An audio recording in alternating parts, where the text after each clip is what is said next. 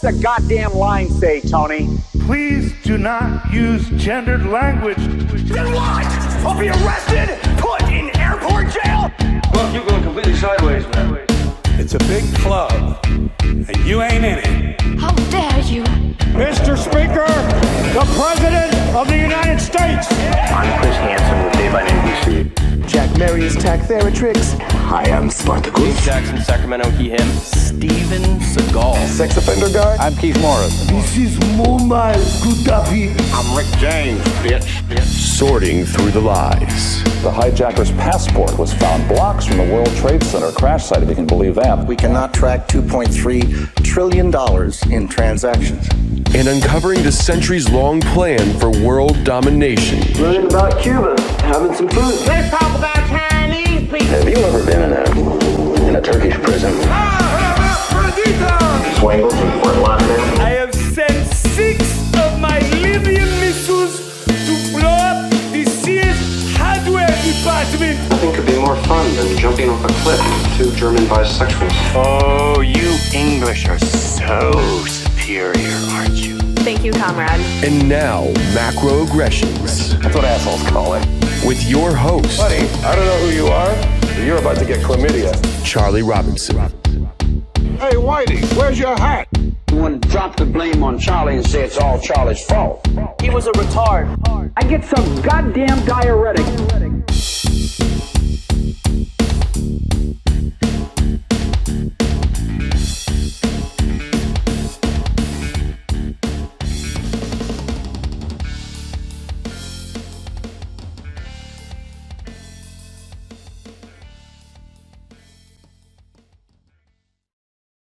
Welcome to Macroaggressions. I'm your host, Charlie Robinson. If you're watching us on Iconic or Rockfin or listening wherever podcasts are served, we certainly do appreciate your support. We know you have a lot of options out there, and we couldn't do the show without the amazing support of our sponsors. My Patriot Supply has cut a deal with us. We've got our own website, preparewithmacroaggressions.com. You can take a look there and find all kinds of preparation materials. My God, if 2020 wasn't a screaming neon advertisement for getting yourself prepared, I don't know what is. But so take a look at this website, see what you think. They've got seeds available. You're going to need those unless you're planning to go to the seed vault in Norway and break in. You're going to probably need some seeds. Get yourself some emergency food storage, everything that you need. They support our show. We hope that you support them as well. Preparewithmacroaggressions.com. But let's get into the madness of this, shall we? I was fortunate enough to be invited to speak at Anarchy in 2019, and I was also fortunate enough to not have to follow our guest Dominic Frisby as he went on stage and brought his flamethrower and burned the place to the ground. So Dominic Frisby, speaker, author, actor, singer, comedian, voiceover star, I don't know, maybe porn star in a future life. I don't know. Anything is possible with this guy. Dominic, how are you, man? I'm very well. Anything is possible, but I don't see a big future for myself in porn. Well, listen, if 2020's taught us anything, it's to remain well, you never know. You never open-minded. Know. Yeah. There's a lot of competition, and a lot of it is hotter than I am. Yeah, well, I mean, your OnlyFans account, I hear, is doing well, so it's a good start, at least. So, at Anarchy, you get an interesting batch of characters. We were speaking on the dollar vigilante component of that, which is a lot of crypto. And when people say like, "Oh, this person wrote the book on cryptocurrencies," you literally did write the book on cryptocurrencies, Bitcoin, the future of money. If it wasn't the first book on Bitcoin, it was one of them, correct? Oh, no, it was the first book on Bitcoin. You can see I've got the poster of it up on my wall there. It was the first book on Bitcoin from a recognized publisher. It was published in 2014. But unfortunately, it never got an international release because 2014 was the first crypto winter. Or before the crypto winter before that. But it was that period when Bitcoin had been to $1,200 for the first time, same price as an ounce of gold. And then it went all the way back to $200. Mm-hmm. And I remember we approached all these publishers in United States and other places. Do you want to release this book there? And they're all like, no. And they just thought it was a passing thing. So it was it probably would have been more successful, that book, if I published it a year or two later. But anyway, it's one of those things you don't know. And I'm pleased to have written it. Yeah, well, first and the best. You talk about looking like a genius at this point. I mean, it talked to us a little bit about Bitcoin. It's something that people ask me a lot about. I'm not an expert on it. I did write a book with Jeff Berwick, and of course he is involved in that heavily. But I'm not qualified to speak on Bitcoin. However, you are. So explain this to people out there that are hearing a lot about it. Maybe they're hearing about it for the first time.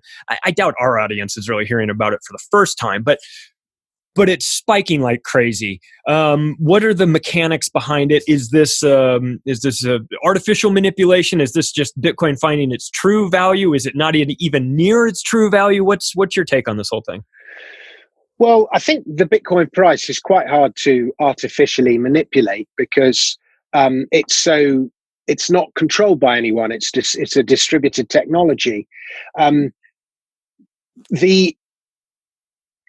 we speak, Bitcoin's at $35,000 a coin. It's just breaking out to new highs. And what I've noticed with Bitcoin is it's got this extraordinary ability to evolve its own narrative. And when you have any kind of asset mania, whatever you invest in, it needs a good story. People respond to stories. Buy gold. Gold is the one true money. Fiat money is going to collapse. Gold never loses its value. It's a great story. There's always a compelling narrative that a lot of people respond to. Technology, Tesla, it's the best electric vehicle that the world has ever seen. Elon Musk is one of the world's superlative inventors. Buy Tesla. It's going to change the world. Even if it's something niche like, copper in the noughties, China, the growth of China, the Asian middle class, they all need infrastructure, buy copper. So every investment case needs a good story to go with it. And Bitcoin has had this ability to evolve its story. When it started out, it was just digital cash. That was that was what was written in the white paper, peer-to-peer currency. And, that was a compelling thing, but it's evolved into it's actually not that good at cash. Using your wallets and everything else is a bit cumbersome. Transaction times could take quite a long time. They're a little bit dear for micropayments. All these reasons is not, there's other Stellar and Bitcoin Cash and all these other cryptocurrencies are better forms of cash than Bitcoin itself. And so it's evolved this new narrative as gold 2.0, digital gold, a store of value for the internet. And then we've got this guy, this amazing man, Michael Saylor, who I've only discovered quite recently, but I can't stop listening to him talk. He's just one of the most brilliant and inspiring people I've heard in a long time. And he's saying a lot of stuff about the loss of purchasing power of money that we all already know. But my God, this whole new narrative of corporations have got these huge cash piles and they don't want to see these, their icebergs eroded by the sun. They don't want to lose 10 or 15% of their corporate holdings to inflation. And I'm not talking about consumer price inflation. I'm talking about asset price inflation, right, which is relevant to corporations. To a corporation, it doesn't really matter if ordinary consumer prices are up or down 2 or 3%. It makes very little difference. But the cost of assets, that makes a big difference. And this new narrative that corporations are going to start keeping their cash reserves in crypto, which is immune to inflation. And you look at the Michael Saylor's company, MicroStrategies, since he's come out and put his $450 million, it was initially, it's now over $1 billion he's put into cryptocurrency. His stock price has trebled, quadrupled, and it's become like, a way of owning Bitcoin is to buy MicroStrategies, to speculate in his company. So, and other corporations are going to see what's happened to the market cap of MicroStrategies, and they're going to go, we want that for our company. It's always, just because one person's done it, others follow suit. People are sheep. And he's set the way, and he's already bantering with Elon Musk on Twitter saying, you should put Tesla's, not that Tesla has huge cash reserves, but right, it has some. And, Elon Musk's a contrarian, and it's pretty clear he'll understand Bitcoin if he doesn't already. And so, this whole new narrative is it's the corporate reserve currency. And, if you think back in the day, it was just people selling little bits of weed for 15 or 20 bucks for a couple of grams of weed or whatever it was on the internet. And now it's like a corporate treasury holding. It's amazing how the narrative has evolved. It's extraordinary. And so, that's what's driving it at the moment. But, new technology almost invariably attracts speculative manias. Think of .com in 2000, 3D printing in 2015, the railways in the 1800s. There's always a mania around, a speculative mania around new technology. But when it's a new technology that is also a new system of money, and whether it's money as a medium of exchange or money as a store of value or money as a unit account, it's still a store of money. It's still a new system of money. The combination of new system of money and new technology, it's the most extraordinary potential for a speculative mania and for a bubble. And so that's why Bitcoin has these incredible runs when it just goes up and multiplies many times over. And then it has these crashes, because crashes always follow, speculative mania. You get speculative excess, too much leverage, and then it crashes. So, but we're in another one of these up cycles, and Bitcoin seems to have them every 3 or 4 years, whatever it is. It has an up cycle and it has a down cycle. At the moment, we're in an up cycle, and does it end at $35,000, or does it end at 50,000 or 100,000 or at a million? I don't know, but there's a new narrative that's driving it, and it's just incredible how this new technology in its 10 years, 12 years of existence keeps reinventing itself. Yeah. And you and I have a mutual friend, in Ross Ashcroft.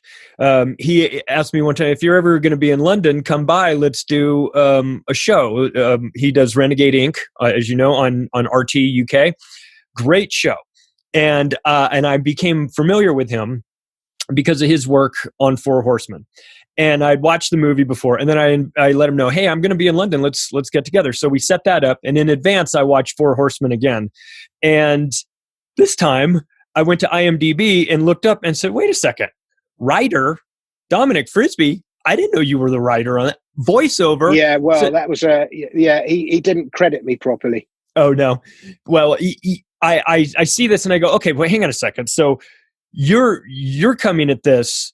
Yes, you have all these, this background in music and entertainment and all of this, but you also have a hardcore financial background. So when you talk about speculative bubbles in the financial world, and in particular with relation to creating a new type of currency, my question is does this not put you in under the magnifying glass for the maniacs at the City of London and Federal Reserves and the central banks, the BIS, to then take a look at this cryptocurrency and view it as some sort of threat and try and put it out of existence? Is that a possibility, or is it too late for them to do something like that? Well, it's probably too late.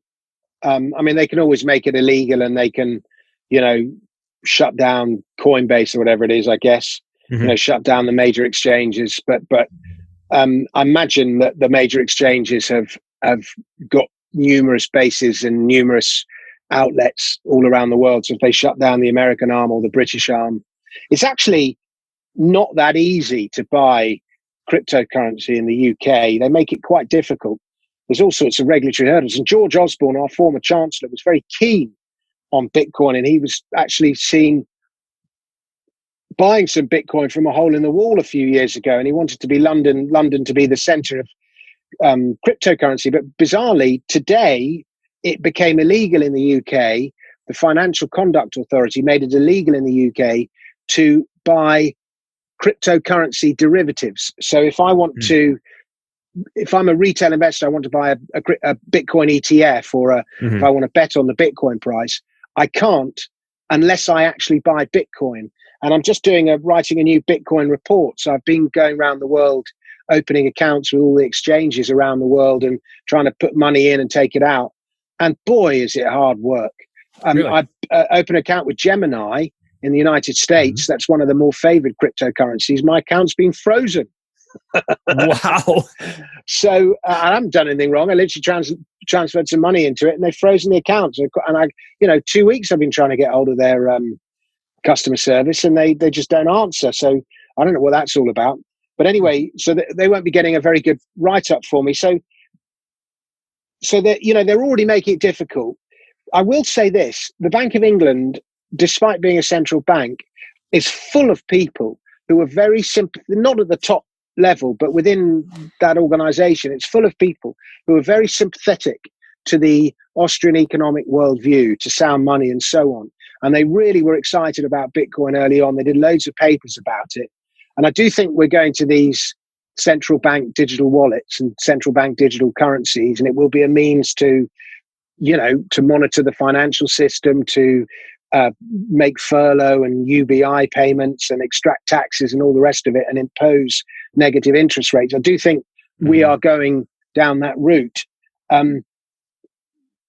But they will struggle to make it illegal. But you know what really, maybe it's just something I've been bitten by in the last week or so, but it's really gripped me, is this: there's been such a fervor around the Bitcoin narrative at the moment of how, you got the American football player who's demanding his cryptocurrency in his salary in cryptocurrency. And he's saying, well, normal money's losing its 15% of its purchasing power every year, or whatever figure he gave. And when somebody is in the public eye as an American football player is talking like this, and you have the woman off Game of Thrones, Maisie, whatever her name is, off Game of Thrones, talking about buying Bitcoin.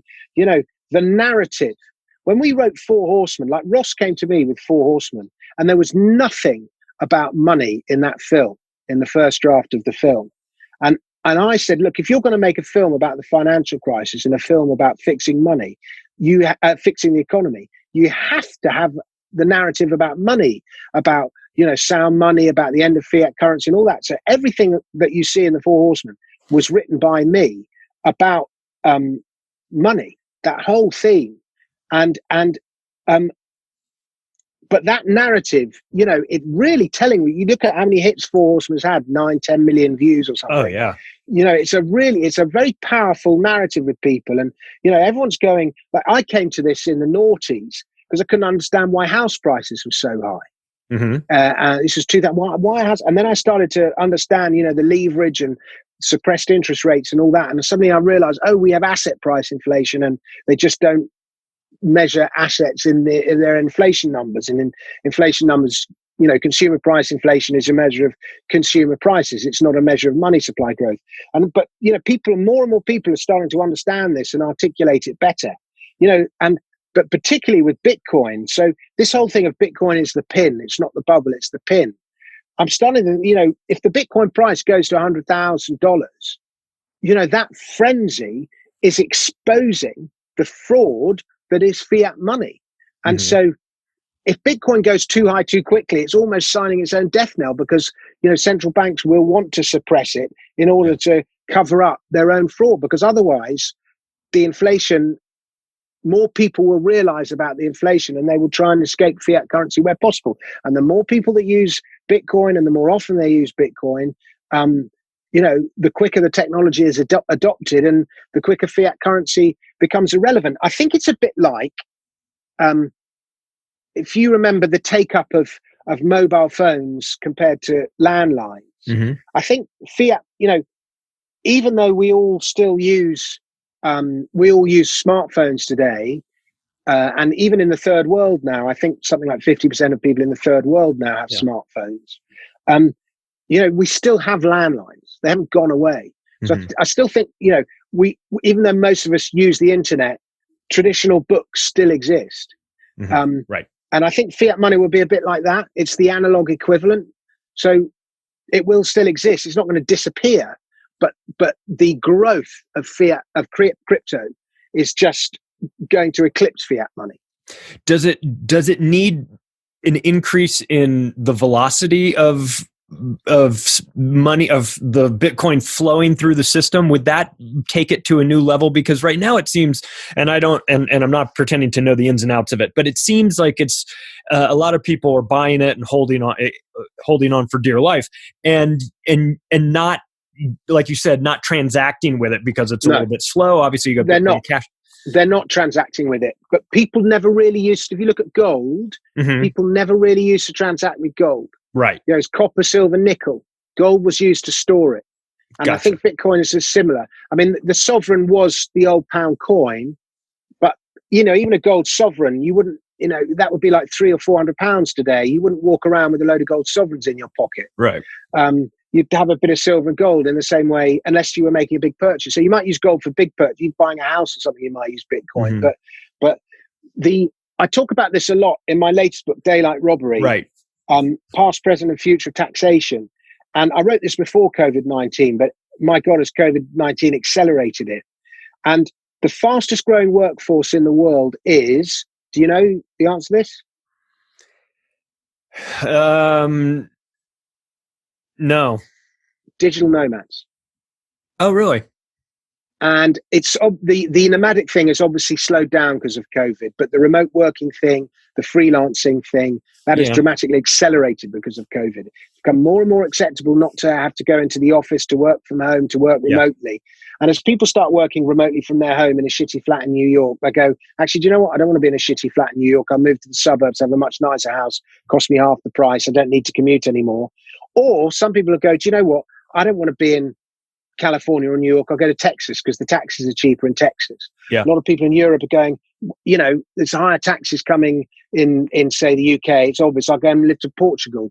You know, I have a much better life. I can do the same work in Portugal. Taxes are low. It costs me half the amount of money. It doesn't even matter if I get paid less. I'll still end up with more money if I go to Portugal. And then you go, well, do you know what? Portugal's nice, but I'll go to Shanghai. I quite fancy going to Chiang Mai now. I'm going to go to Thailand, or I'm going to go to Cartagena and spend some time in Colombia. And, you know, this is a hugely growing workforce. And it's not just Westerners and Europeans and Americans. It's South American middle class on the move. It's the Asian middle class. It's the whole world. It's the fastest growing workforce. And they reckon there'll be a billion in a global population of 9 billion. There'll be a billion digital nomads by 2035, 15 years from now is the estimate.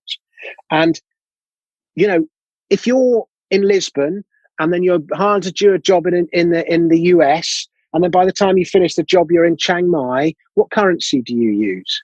Do you use US dollars? Do you use euros? Do you use Thai baht? You know, do you want to do all the exchange thing? Then when you come to do your tax, you've got to pay tax at the level that that your currency was paid in at the time you were paid. But actually, when you come to pay the tax, the exchange rate has changed. It's so complicated. And who do I pay tax to? Do I pay tax to, you know, if I'm English, do I pay tax to England? But I don't live in England. Why should I pay tax to England? Right. Slightly different for Americans because you have Abraham Lincoln to thank for this, but he did this thing of wherever you are in the world, you have to pay tax to America because he was trying to protect government revenue during the Civil War. It's one of those laws that gets made that never goes away. Right. But, you know, there's plenty of American digital nomads. Roger Ver, for example, I imagine Jeff Berwick's done the same. Berwick, as you pronounce it, but it's really Berwick, if you pronounce it correctly. I'll let him know. If you, I've normally he pronounces it. He normally pronounces it with a slur. Well, it's Berwick. It's Scotland. In Scottish, you'd say Berwick. Anyway, it doesn't matter. But the point is, you know, it's actually more convenient to use an international form of money for cross-border payments. And that's where crypto comes in. It's money for the internet. You know, the internet is essentially a borderless medium. It's not quite borderless because different countries have their own different rules and so on, but it's essentially a borderless medium, and you need a borderless currency, which is what crypto was invented for. It's money for the internet. And so, with this new expanding workforce, they need money. And they'd rather a form of money that appreciates in value and doesn't cost them a lot of money to hold. And obviates banking. If you're trying to use your UK bank account when you're in Asia, it's a bloody pain in the arse. Yeah. You know, so that's what I think about that. Yeah, well, the digital nomad thing is interesting because we're starting to see countries, jurisdictions competing for people, saying, "Well, come live here for 6 months out of the year. We won't tax you. We'll give you a tourist visa that'll last this long." And we're starting to see smaller nations reach out and do that. Obviously, we've been seeing that with some of the Caribbean islands offering up citizenship at investments into their government. They're selling passports basically. You can go to St. Kitts isn't it like $200,000? I can become an Antiguan or something. Right, exactly. There's that. I mean, if you've got the money and you've got a big tax liability and you're in New York City, like as you say, and people are fleeing there in droves, and you see what the tax. It just becomes a math equation at that point. The thing you've got to be careful of is not, like if I wanted to become a tax exile from the UK, I would have to be careful not to then spend too much time in the UK, because otherwise the UK tax authorities wouldn't recognise my citizenship of another country. I couldn't spend 365 days a year here. I think it's 183 is the cutoff, but initially, you want to spend less than 25% of your time in the country that you're originally from. Well, let's talk about daylight robbery. This is your book. It's Daylight. The full name is Daylight Robbery: How Tax Shaped Our Past and Will Change Our Future. Taxation is devious, and we understand why it exists. Can we envision a world without taxation? No. Okay. I don't think so. If you talk to the hardcore anarcho-capitalists, they won't have it. They say it's possible. But I've gone right back to the beginning of civilization with this book. And there has never been a civilization without taxation of some kind. Even in ancient Mesopotamia, the very first written records we have are tax records. Yeah, great. And even in the hunter-gatherer societies that preceded civilization, there was still a sense of duty to the greater collective. It still existed, and I use that word duty quite carefully because duty is actually synonymous with taxation. It is. And there's always been this confusion, deliberate or otherwise, with taxation and your moral obligation. You should pay your taxes, otherwise how would we have, education and healthcare and so on? Who would build the roads? Well, but there's loads of moral things. Like we got sugar taxes in the UK now, because obviously people can't be trusted to make their own choices about whether they drink a sugary drink or not. They tried that in New York City. Tax. Yeah. New York City tried that as well. They said, we're going to tax sodas. And everyone's like, get the fuck out of here with that. What are you doing? So my favorite one like that is in the medieval times. If there was a knight who didn't want to follow his king to war and to the Crusades, he didn't have to go, but he would have to pay a tax instead of going. And that tax was called the cowardice tax. So they were naming him funny things back then too. That never changed. Scootage, but it became known as cowardice tax. I'll pay my cowardice tax and stay alive, as opposed to allowing you to march me into some certain death. Stupid crusade, exactly. So there's always been that thing, but I think if you said to an anarcho-capitalist, in most of Western society is pretty much a social democrat society. Taxes as a percentage of GDP, it's somewhere between about 40 and 55%.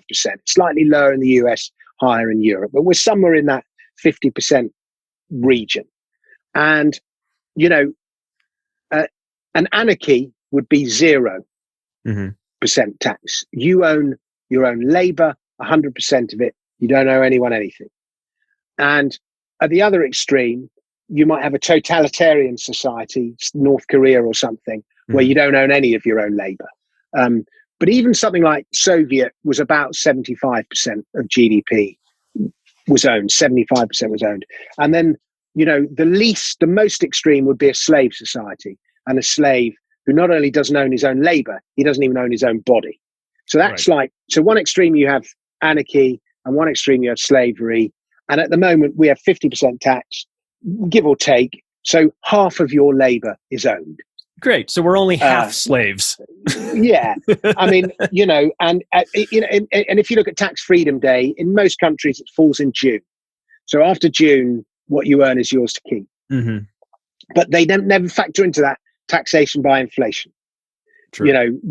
Taxation without legislation, which is another way of extracting money. But even so we're at roughly 50%, give or take. And, if I said to most hardcore anarcho-capitalists, I'll give you 15%. Will you take that? I think most of them would. You're not going to have your no government world. I'm going to give you 15%.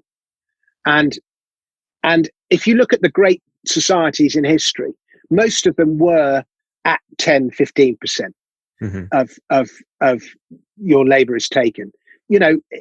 Tax, there wasn't income tax in previous civilizations. There wasn't income tax because most people didn't even have coins, but 15% of their produce, 15% of their labor, tithes. We have this idea of the tithe, which was 10%, and they call it, they think it's 10% because we have 10 fingers on our hands, and it was an easy number to calculate.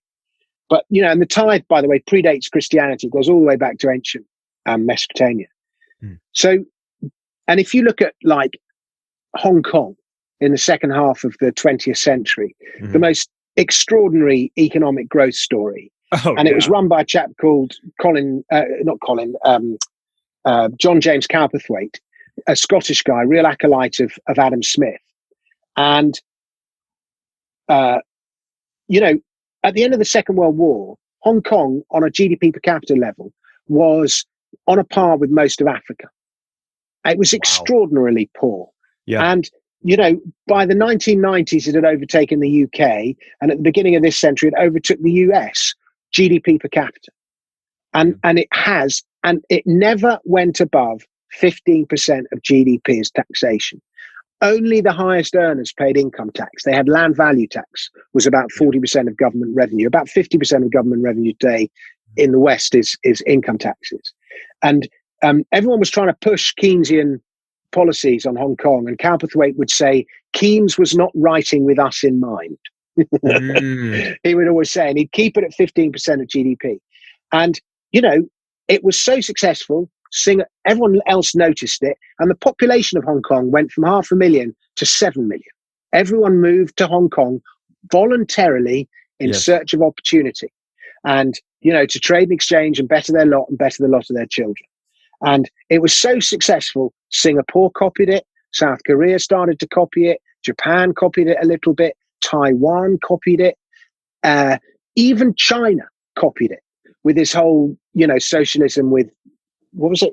Whatever the thing was with Chinese, with capitalist, whatever the famous quote was. But, Shenzhen was an economic zone created to emulate Hong Kong. And it went from like 30,000 people to a rival to Hong Kong. What's the other place where they have all the casinos? It's Macau. Another one. Macau. Yeah. And, so they've got, it's very authoritarian form of capitalism, but it is, modeled on this low tax rate. And when I see tax as a measure of freedom. And, you can't have proper freedom without economic freedom. Now, I wouldn't describe, there's not a great deal of freedom of speech in China, but there is economic freedom that in many ways we don't have as much over here. And the result is this extraordinary economic growth story. And that's why, it's coming off a lower base, so it's easy to come off a lower base. It's a bit like the first double in Bitcoin is a lot easier than the last double because of the low base that it comes from. Right. But, you look at the Asian economic miracle, and a lot of it had to do with the low tax policies espoused by Cowperthwaite and copied by everyone else. I love Hong Kong's my favorite big city in the world. I mean, and I joke because I lived in Los Angeles that there's more people speak English in Hong Kong than they speak English in Los Angeles. And then in London. Yeah. And, you go down, you go to Kowloon, go to the night market and everything, run into people. As an American, I'm thinking, oh, how am I going to deal with the language? And everyone speaks English there. And it's, so I love it there. I love their style. I fear, though, like a lot of them did. I went to boarding school in the United States, and I went to school with a lot of people from Hong Kong, and they were their family was planning for 97 for that turnover, and they were moving a lot of assets, relocating and getting out because they were uncertain how the Chinese rule, the takeover in 97, the turnover was going to impact them. And it didn't, and now looking back on it, it didn't seem like there was a whole lot that was happening. I mean, it didn't look like... Yeah, the irony was about that is it went the other way. Everyone thought Hong Kong was going to go the way of China, but it didn't. China went the way of Hong Kong. That's interesting. Until this year. It did, though, didn't it? Yeah. You look at the last 20 years in China, it went the way of Hong Kong. But now it's all looking a bit dicey. Yes, it is. And I spent some time in Shanghai as well. Actually, before I went to Hong Kong, the first place I went was Shanghai, and I thought, this is cool. Then I went to Hong Kong and I said, this is cooler because it's more Western and I can relate to it. But yeah, there's some talk. You mentioned something about the land taxation, and you did a great video about that. About it, how they value the land and how that is a devious component of the few controlling massive portfolios of property. Sorry, my dog's kicking off. Shut up. That's okay. That's okay. Invite him into the conversation. What do you think about Hong Kong? He doesn't like land tax. He doesn't like land tax. I don't blame him. So what is this? What's the situation with land? Is that something that is going to be exported throughout the world? Or it seems like a bit of a... I don't know. There's a lot of countries that have it. And there was Frodo. I told him. That'll do it. The idea of land value tax came from a chap called Henry George, who was a very popular American philosopher in the 1800s, and he wrote the game of Monopoly was designed to show how corrupt the capitalist system in its current form with land monopolies was. And Henry George came up with this idea of the single tax, he called it. So you would pay this tax and no other tax. And Milton Friedman said it was the least bad tax, is what he called it. And the idea is that nobody owns the land. Nature gave it to us, and anything you build on the land, any improvements you make to the land, so if you build a house on it, or you build a farm on it, or you build a factory, or you build a mine, or whatever it is, as a result of your endeavor. And so what is on the land is yours and nobody else's, and yours to keep. However, the land is owned by everyone. And so, for example, let's say you buy a house in a nice area in the city, and then the local planners come along and they build a station with a high-speed train, 500 yards down the road from your house. And so as a result, everyone wants to move to your area because they can get access to that high-speed train, and they can get to New York in 10 minutes or whatever it is. And so as a result, that pushes the value of your house up. Well, the value of your house going up is not because of anything you've done to your house to make it better. It's because the value of the land underneath it went up because of the needs of the community. Right. And the idea of a land value tax is that the valuation of the land should be shared by all. And if you want exclusive rights to a certain bit of land, that's fine, you can have it, but you need to pay a rent to the community for your exclusive rights to that land. And if you want the police to protect your exclusive rights to that land. And so that's the principle on which it's based. And the beauty of it is that there's several reasons. It's quite a hard tax to evade because the land is there, you own it, it's there to see. But it's also a very hard tax to raise because it's a transparent tax. People can see exactly how much they're paying. And if it's the only tax, it's a very good means by which people can hold their government to account. Because if the government starts putting up taxes, you can go, no, we're not paying that. And so it keeps governments in check, keeps governments in spending in check. And so, I advocate it at the expense of all other taxes. What's more likely to happen is that we will see it in addition to other taxes, which is horrible. But the Hong Kong, 40% of government revenue came from land value taxes. And the evidence is, if you look at countries around the world that do have land value tax compared to their neighbors who don't, the economies of nations that do have it tend to outperform. The other beauty of it is it keeps runaway house price inflation in check. Yeah. And, if you own a house, then runaway house price inflation is great. But if you don't own a house, if you're a kid, for example, and you want to buy a house, then maybe you're not so keen on runaway house price inflation. And if you look, rents are much more in line with wages than actual house prices are, certainly in the UK and probably in the US as well. For sure. And the likelihood is that with a land value tax, house prices would be more in line with wages, which is a good thing. So for all those reasons, I'm a big advocate of land value tax. But I don't think there's a chance in hell of us seeing it in its purest form. It's a very difficult concept to explain. Politicians like things that they can explain easily.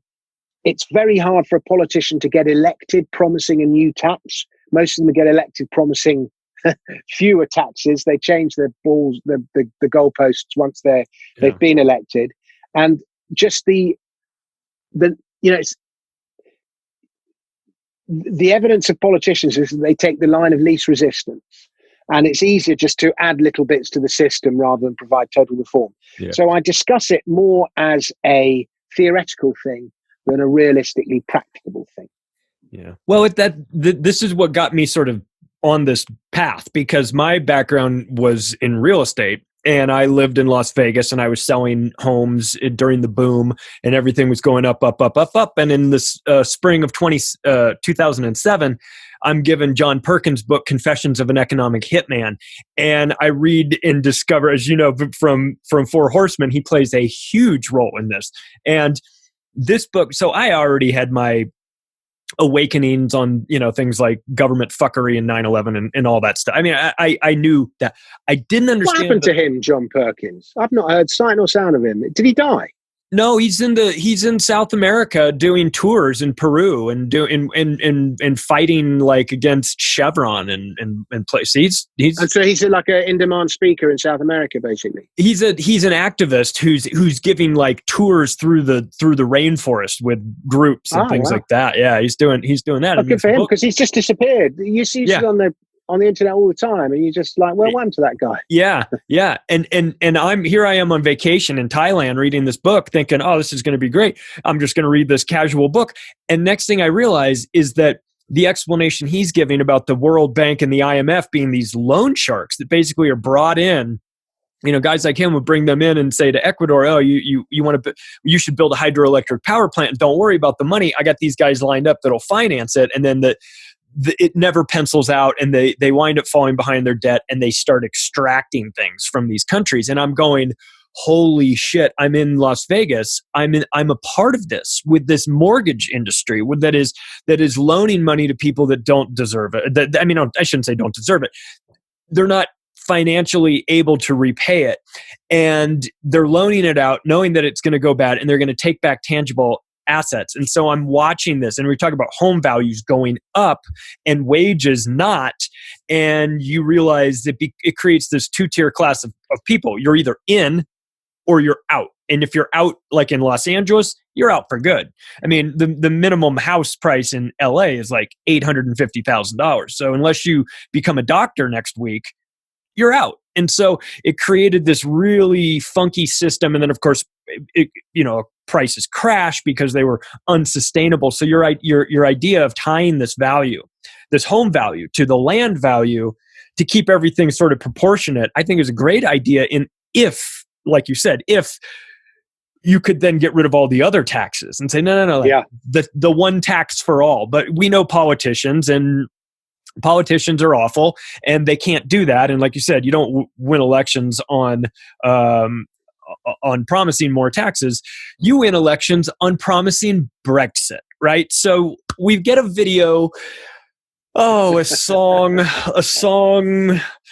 called 17 Million Fuck Offs. I mean, if ever there was a song that I could play on a loop and have, it would be this one. Now, for those of you that are unfamiliar with Dominic's musical talents, go to YouTube. I'll put a link in the description or whatever. Go somewhere and you will find you will find a video that can best be described as perfect. And so, you know, where do things stand here in the UK? We in America, and this show is international. In America, we understand the concept of Brexit, but maybe not the ins and outs of it. Give us for the dummies here in America. Give us just sort of an overview of what it is or what it was, and why all the hassle and the fuss. Well, basically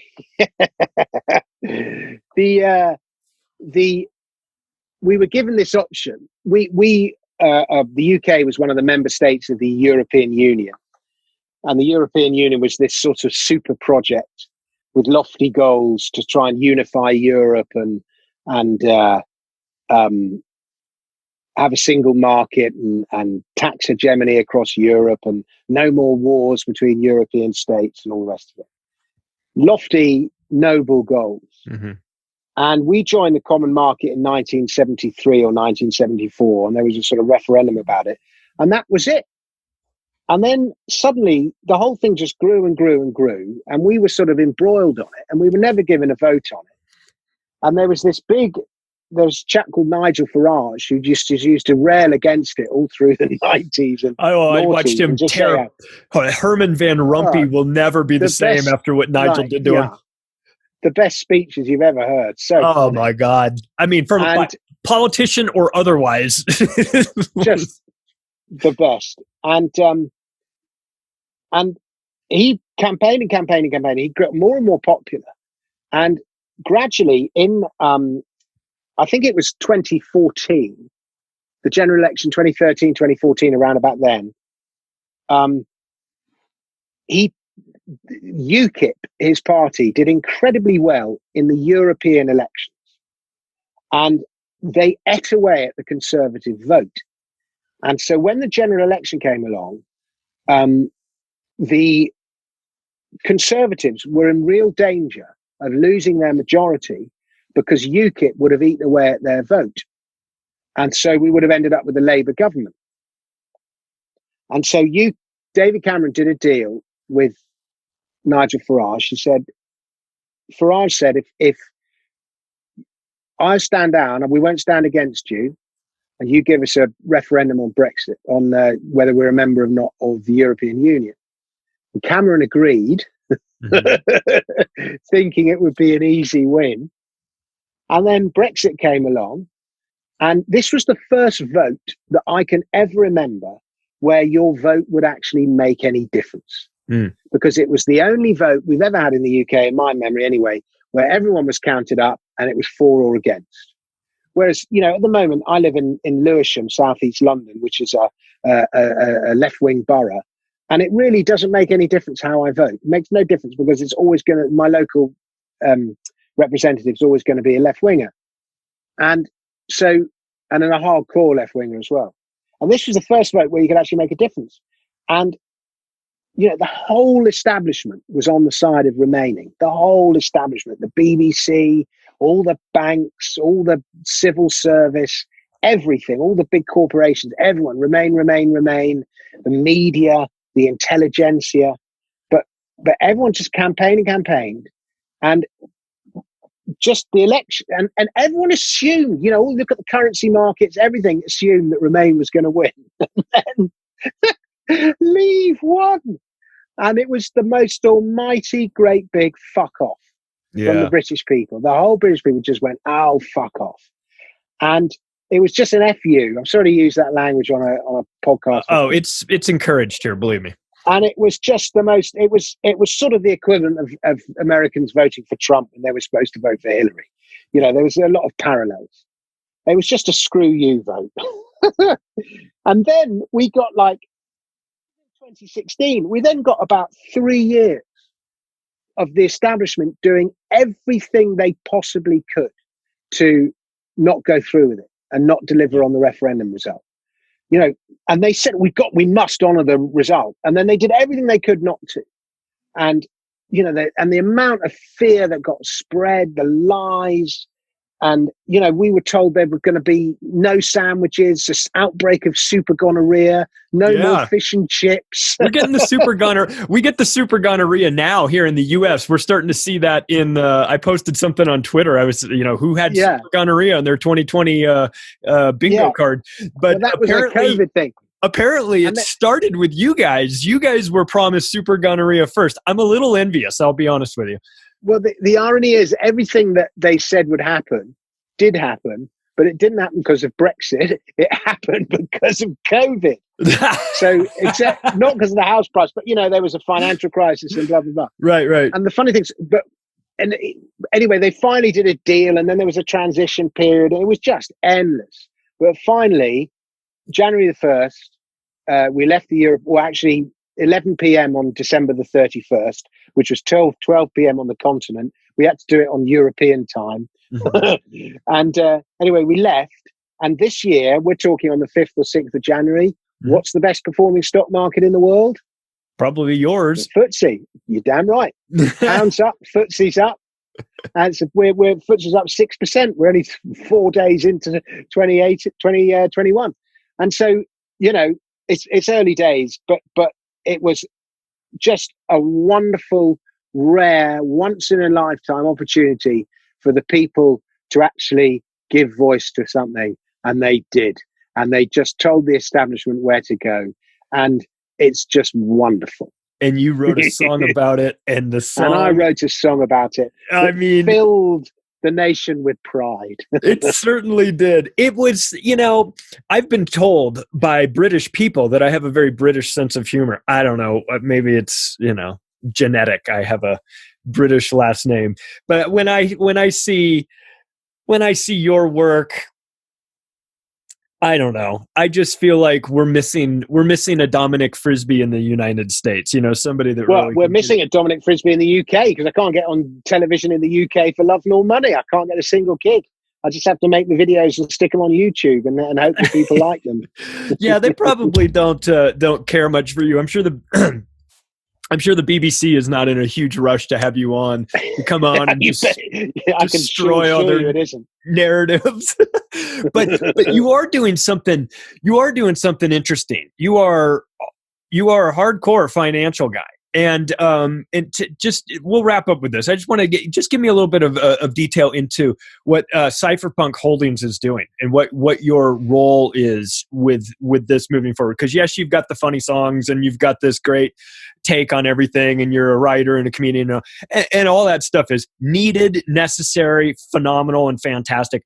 But there is this sort of more serious component to you. What is going on over there? Well, my life's an odd one, I will say that. But I'm first and foremost, I see myself as a writer performer. Let's call it that.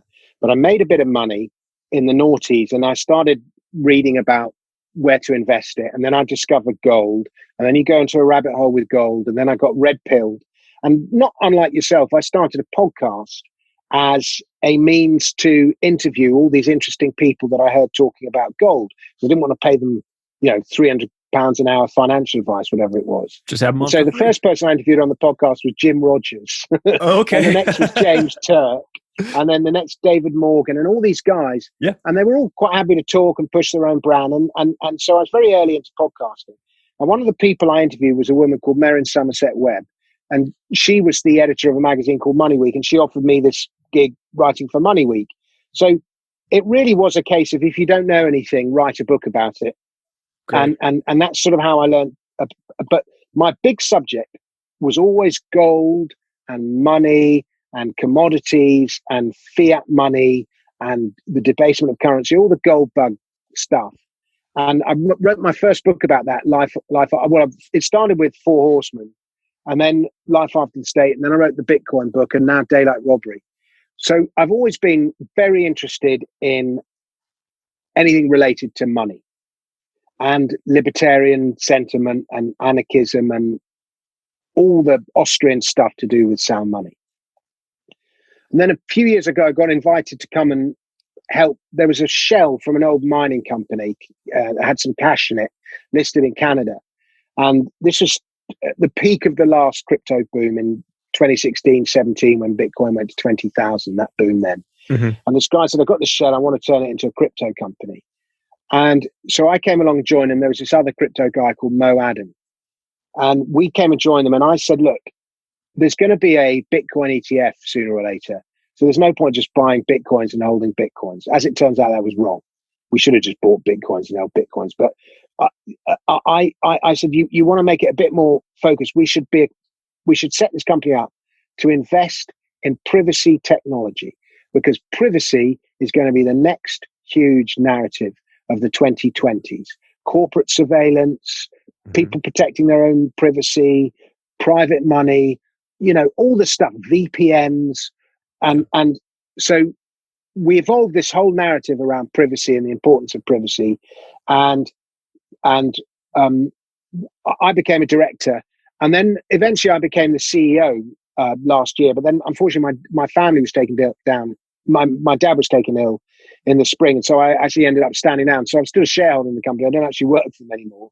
But I'm still very close to the company. But it's got the new CEO is a chap called Tony Guoga, who's the Lithuanian poker champion. Nice. And he's far greater, better CEO than I am. He's brilliant salesman, brilliant businessman, and really well connected and understands risk. And, the company was at 3 cents at the beginning of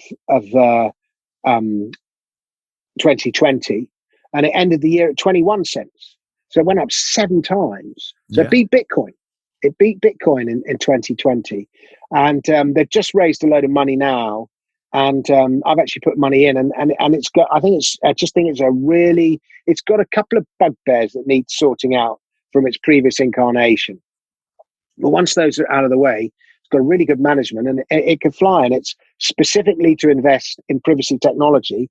I don't know how, but I do know how. We applied for it, and I thought of it. But we've got the ticker symbol HODL, HODL. So there's not many people who can say that. Yeah, that's fantastic. That's a great, listen, it's like a brand name, sort of. If you want to talk about for those in the crypto world. So we'll actually wrap up with this. Where I know you talked about Bitcoin. It goes on a bit of a roller coaster ride. We saw that, and with the earlier spike at 20,000, it dropped down to 3. I think when we were in Acapulco, it was right around 3. The mood was a little bit subdued. The next year I went back and spoke. It was up, 5 or 7 or something like that. A little bit more. Yeah. Did you go this year? I did. Did you go in 2020? In 2020, I did go. Yes, I did. What was it like? It was great. Because it was just as Corona was starting, wasn't it? It was before Corona was starting. So we were there February. I was there in the middle of February of this year. And then about 3 weeks later, that's when everything kicked off. So yeah, we were still sort of in the we don't know what we don't know phase of that. And the vibe was good. The people were good. Jeff gave a rambling speech as usual, which is par for the course and normal. We like that. I did, did another DMT ceremony. That was fun. So everything was good. This coming year, I don't know. I think it's moving. It's moving away from the Princess Munda Hotel and to somewhere else. But aren't they? They're changing the name to Agora Pulco or something as well, aren't they? Oh, are they?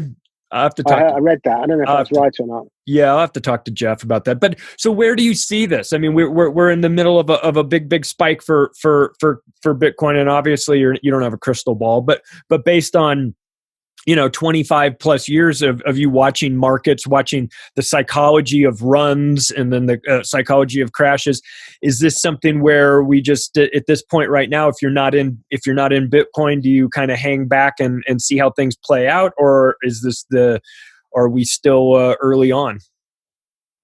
Well, we're not early. I remember there was an old high at $32. Mm-hmm. And that high of $32 was there for about 2 or 3 years. And then that high broke and it went to $200 and then it came off and then it went to $1,200. So it effectively went from $30 to $1,200. Mm-hmm.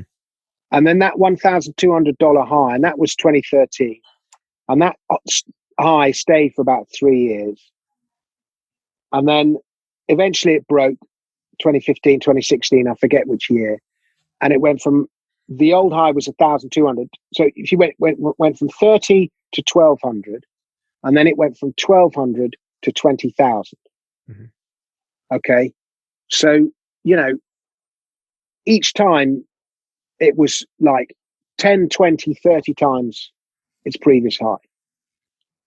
And then we went to 20,000. Then we had 2-3 years bear market, sideways market, consolidation, whatever you want to call it.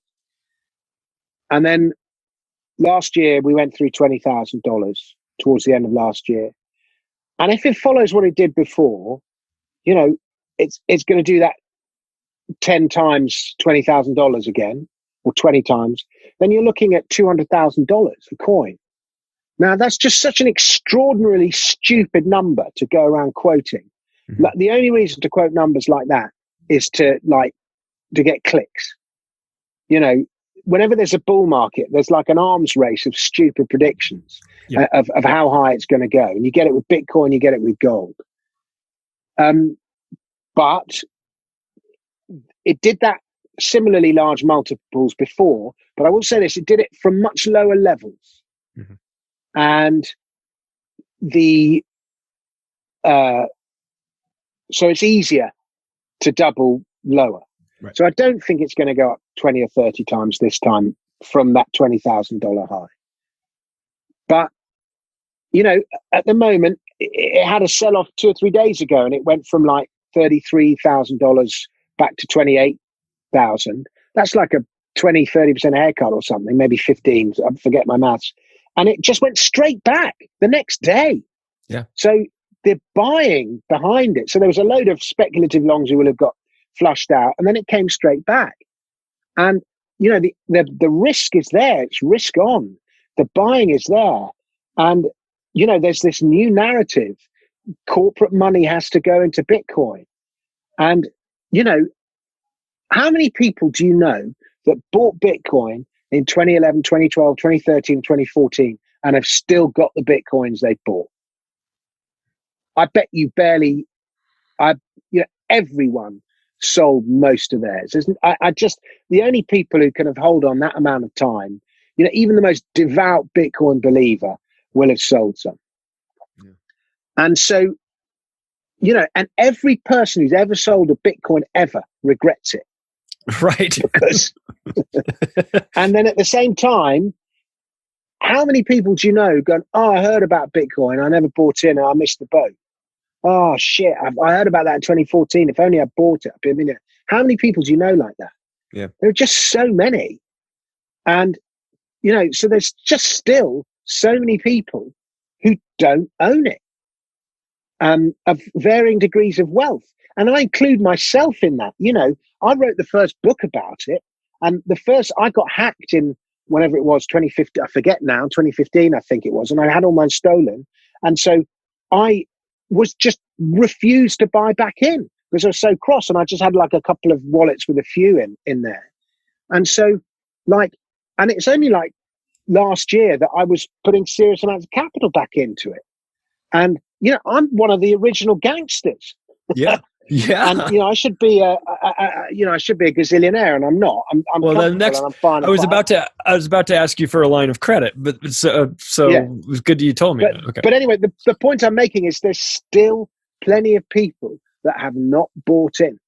Yeah. And so I don't think $35,000 is the top, and it's a speculative mania. It's a new technology, and it's money. The surprises with Bitcoin are always the upside. So I'm wary about putting a price on it, but yeah. In my Money Week predictions, which I wrote this morning, I said it goes above $50,000 this year. And given Bitcoin's previous, I think that's a pretty conservative estimation. That's amazing. Hey, where can people find you? I see you all over the internet, but where is there a good central place for people to go look and find your work? If you use Twitter @Dominic Frisby, And if you're on YouTube, Dominic Frisby comedy videos, if you want the funny ones, or I can't remember what it's called. It's called something like Dominic Frisby economic videos if you want the serious ones. Yes. Well, there's a case can be made that sometimes the serious the economic videos and the comedy sort of overlap. We're in such a insane world these days. It's hard to keep your head about you. That's Dominic Frisby, everybody. He's the best. Check out his stuff. Check out his work. Check out his 17 million fuck offs videos out there. Dominic, thanks so much for joining us. I appreciate your time. My pleasure. It's been fun, and have a nice day. You too.